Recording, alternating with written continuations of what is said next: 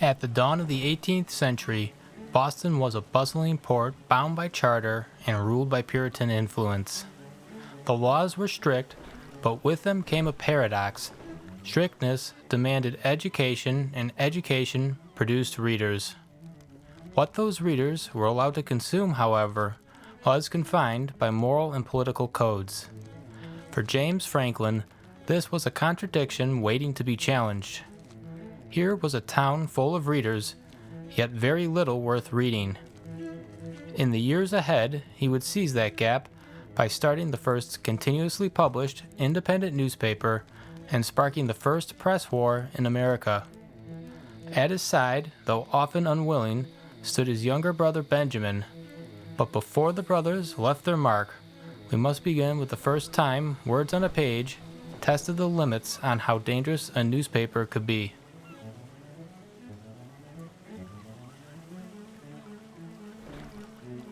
In September of 1690, Boston saw the appearance of something entirely new in the colonies. Printer Richard Pierce and publisher Benjamin Harris's newspaper bore the long title Publick Occurrences, both Foreign and Domestic. The title itself was ordinary. What was daring was the very attempt to publish a paper at all in a society where words were closely watched. New England remained deeply Puritan.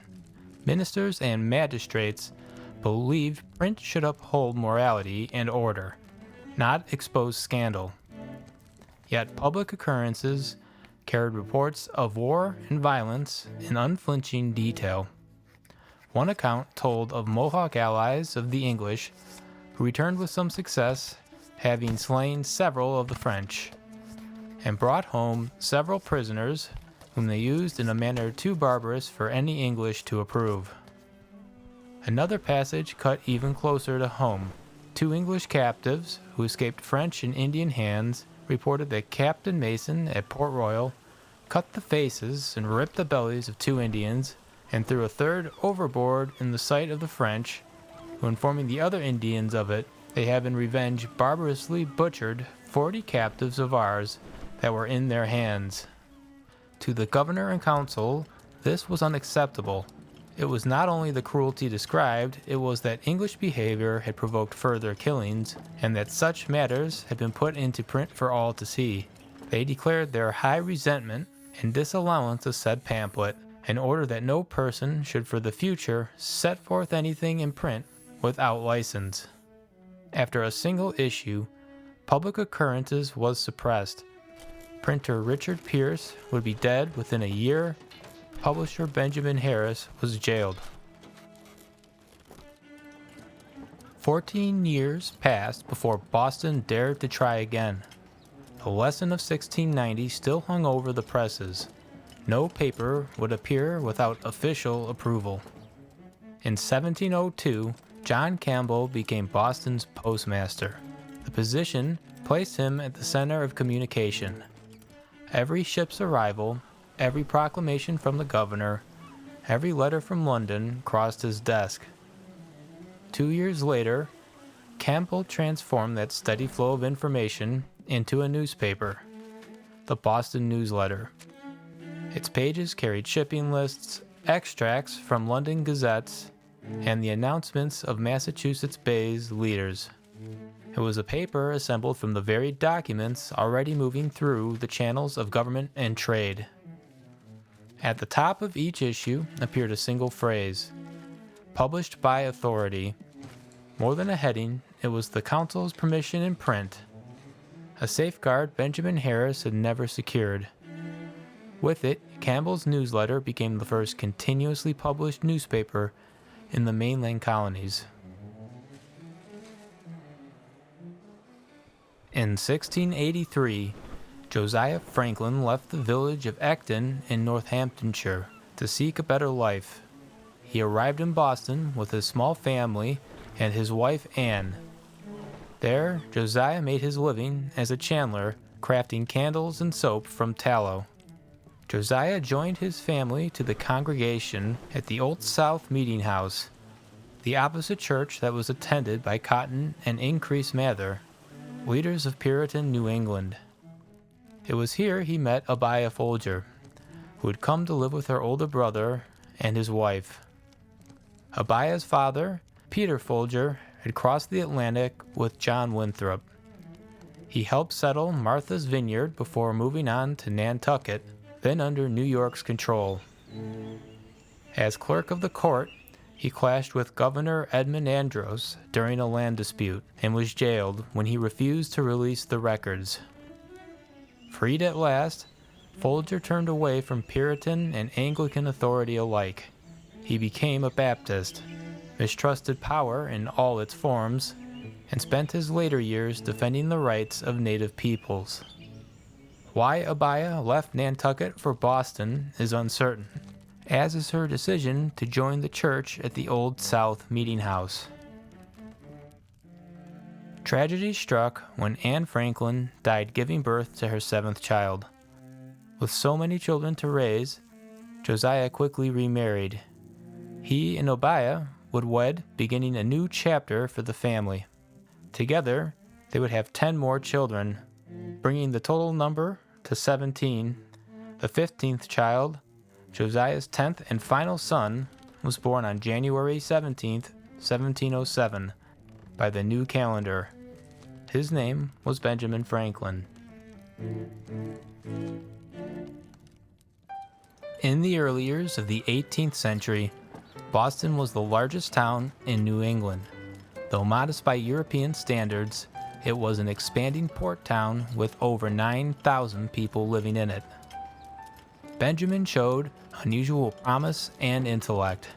At the age of 8, his father Josiah placed him in the Boston Latin School, the oldest in the colonies. Benjamin excelled. By midterm, he was at the top of his class, and by the year's end, had advanced a grade. But education was costly. Josiah could not afford Harvard, nor was he convinced his lively and questioning son was suited for the Puritan clergy. After 2 years, Benjamin's formal schooling came to an end. Josiah would put Benjamin to work in his chandlery at the age of 10, helping Benjamin's older brother, John. In a few years, John would leave Boston to set up his own shop in Rhode Island. With one apprentice gone, Josiah looked at Benjamin, who had spent the last 2 years helping, but his father often found him gazing toward the busy harbor, where the ships promised a wider world. The chandlery was a physically demanding and repetitive job with long hours. Tallow or the fat of the animals were constantly being heated down to make candles and soap. Between a demanding job and raising 17 children, the Franklin family could barely keep up.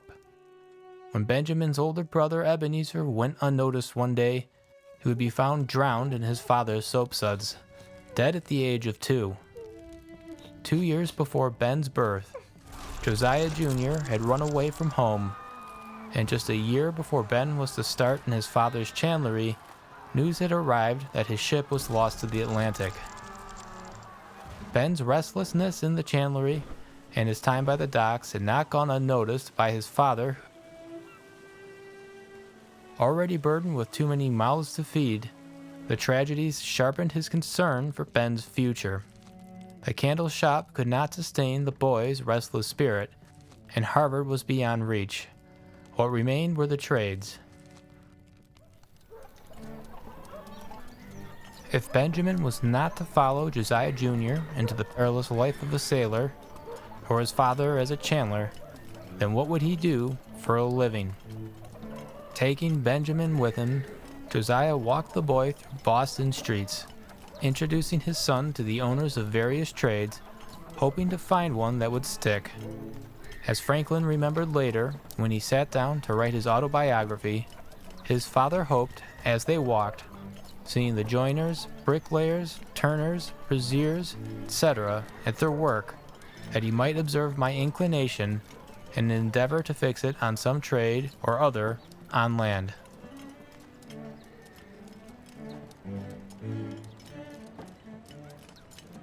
As Benjamin struggled to find his calling, he did find his love for reading. Finishing the Pilgrim's Progress, John Bunyan's works, and books of divinity that belonged to his father, he would soon come across Plutarch's Lives, Defoe's essay on projects, and finally Cotton Mather's essays To Do Good. In 1717, James Franklin returned to his father's home with the press and letters. He had learned the trade of a printer while abroad in London. He planned on setting up a shop in Boston. Josiah saw the opportunity to pair his book-loving son with his older brother James, and James would come to see that Benjamin could make a great apprentice. His younger brother was well-read, had writing potential, and was industrious. The process of setting type was physically demanding, and it required focus as type was set upside down. Pages were usually printed 4 at a time. However inclined he was to printing, Franklin states he still preferred the sea to the printer's press. But brother and father would eventually persuade Benjamin to sign that contract of indenture to James for 9 years, longer than the typical 4 to 7 year indenture that was common for the time. As owner of the contract, James took control of Benjamin's life. He would have to serve his brother faithfully, keep his secrets, and be forbidden to any activity that prevented the carrying out the contract without his brother's approval, like marriage or travel. He would have to carry out any and every lawful command James made. In exchange, James would feed, clothe, and lodge Ben for the duration of the contract, and during the final year, he would be paid a journeyman's wage and he would teach Ben the trade. As James had gotten his shop underway, he planned on growing his business by printing broadsides on single-sided sheets used to advertise or announce events or services. From there, he hoped to grow into publishing books and papers, which he would soon find the opportunity. In 1719, Campbell would lose his postmaster position, and with it the advantage he had of receiving news first. His Boston newsletter had been published this entire time. His postmaster replacement was William Brooker, appointed by the deputy postmaster, and following Campbell's strategy of profiting off of the postmaster's information, he proceeded to take the same advantages. On December 21st, 1719, he released his own paper, the Boston Gazette. Like its predecessor, it was published by authority. As editor, Brooker would hire James Franklin as his printer, giving him his first significant opportunity. However, unbeknownst to Brooker, London a few months prior had appointed Philip Musgrave as postmaster. For a year, these two would battle to see who would win the position, with Musgrave ultimately winning. On August 1st, 1720, the last known Boston Gazette, printed by James Franklin, was released.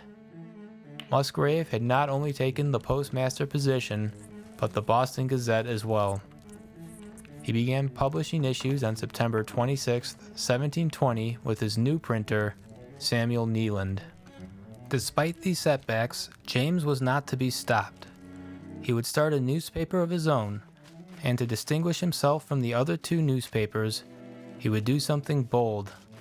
He would do what Publick Occurrences did in 1690, publish independently, and thus not by authority.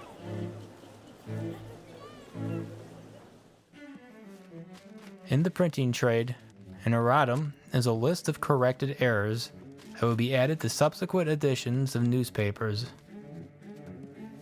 Reflecting on his life decades later, Benjamin Franklin would refer to the greatest mistakes of his life as his errata. Following his older brother James into his risky venture of independent publishing in Puritan New England would not be one of them.